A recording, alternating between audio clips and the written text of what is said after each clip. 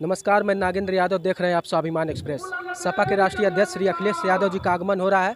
कार्यकर्ताओं में काफ़ी उत्साह दिख रहा है। सर, स्वागत है आपका स्वाभिमान एक्सप्रेस में। बहुत बहुत धन्यवाद आपका। क्या लगता है, राष्ट्रीय अध्यक्ष जी का आपके आगमन हो रहा है, ये बहुत उत्साह दिख रहा है आपके कार्यकर्ताओं में, ये उत्साह जनता के वोट के में तब्दील कर पाएंगे कि नहीं आप लोग? देखिए, जनता में उत्साह इसीलिए दिख रही है कि ये परिवर्तन का लहर चल रहा है, परिवर्तन होने जा रहा है, इसलिए ये जनता उमड़ पड़ी है माननीय राष्ट्रीय अध्यक्ष जी को सुनने के लिए। योगी आदित्यनाथ जी बड़े बड़े दावा कर रहे हैं कि हमने प्रदेश से गुंडा राज खत्म कर दिया, लॉ एंड ऑर्डर को मेंटेन करके रखा है। गुंडा राज कहाँ खत्म हुआ? ये तो सब जुमलेबाजी की बात कर रहे हैं। गुंडा राज आप अभी देख लिए कि गोरखपुर में मनीष गुप्ता की हत्या हो गई एक होटल में, जिसमें पुलिस वालों ने किया। तमाम ऐसे अभी किसानों को गाड़ी से रौंदा गया, कुचला गया। ये देख रहे हैं, तो ये गुंडा राज कहाँ खत्म हो रहा है? तमाम बहन बेटियों की दिन रात बलात्कार हो रहा है, रास्ता पे नहीं चलने पा रही हैं, छिनैती हो रही है, डकैती हो रही है, तो कहाँ ये गुंडा राज खत्म कर रहे हैं?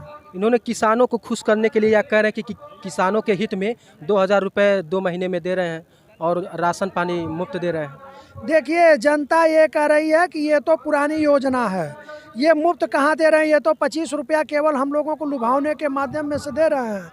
ये 10 रुपये का गेहूं और 15 रुपये का चावल दे रहे हैं। जनता उस पर भूलने वाली नहीं है। और रह गई बात किसानों की, 3 लोगों ने कहा था कि किसानों की आय हम लोग दोगुनी करेंगे, लेकिन 7 साल हो गया केंद्र में और 5 साल प्रदेश में सरकार हो गई, कहीं किसानों का आय दुगुना नहीं हुआ। किसान आज बेहाल है, मजदूर बेहाल है, नौजवान बेहाल है, आज बेरोजगारी है। ये 2 लाख हर साल रोजगार देने की बात कर रहे थे, लेकिन हमारे युवा नौजवान साथी 200 लोग 1 साल में रोजगार पा नहीं पाए हैं। क्या अखिलेश जी आएंगे तो क्या रोजगार देने लगेंगे सबको?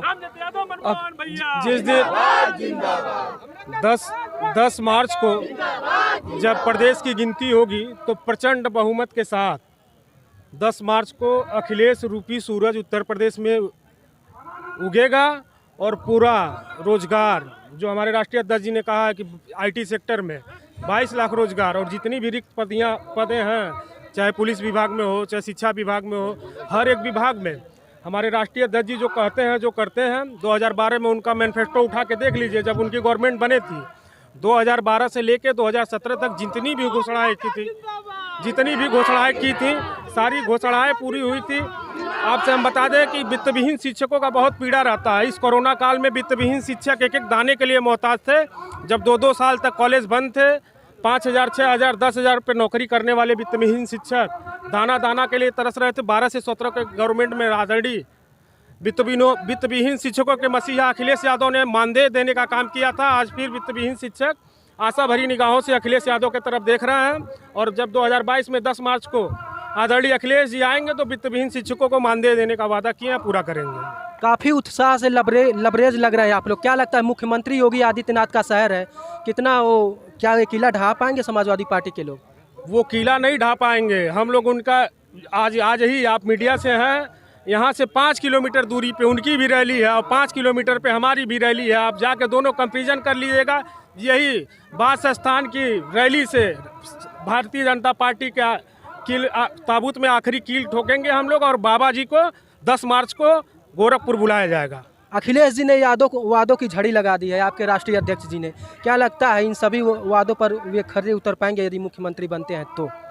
देखिए, हमारे राष्ट्रीय अध्यक्ष ने पूर्व में 5 साल सरकार चलाए थे।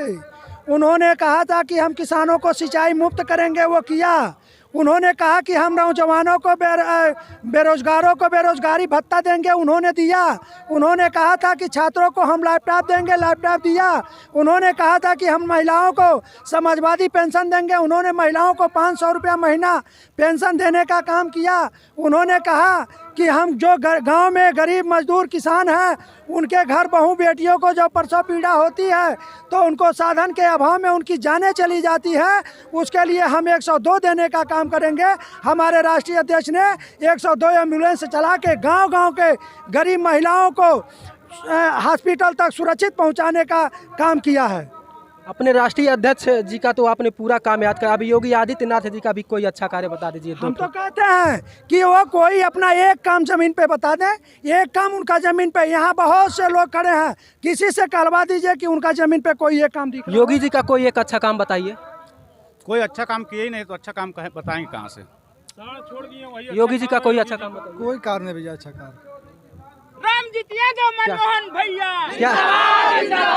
क्या लगता है, मंदिर बन गया है, अयोध्या में मंदिर बन गई है, बोल रहे हैं कि काशी भी सजाएंगे, क्या लगता है ये हिंदू और मुस्लिम का जो एजेंडा है, अयोध्या में राम मंदिर बन गया है और मथुरा भी सजाने की तैयारी कर रहे हैं, क्या लगता है कितना फर्क पड़ेगा? देखिए, मंदिर मस्जिद तो बनना स्वाभाविक है, मंदिर ये भाजपा के लोग थोड़ी बना रहे हैं।